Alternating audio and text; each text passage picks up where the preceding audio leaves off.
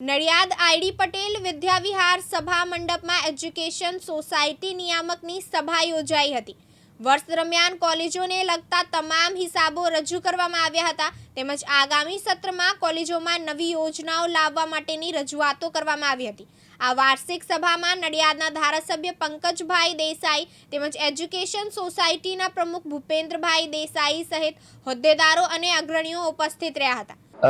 જે કાયમ રૂટીન હોય એ રીતે નિયામક મંડળના સભ્યોની અને દરેક સભ્યોની આજે વાર્ષિક મિટિંગ હતી।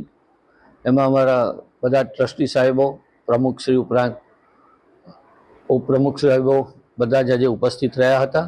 સોસાયટીના જુદી જુદી સંસ્થાઓના એટલે કે શાળા કોલેજોના પરિણામોની નોંધ લેવામાં આવી।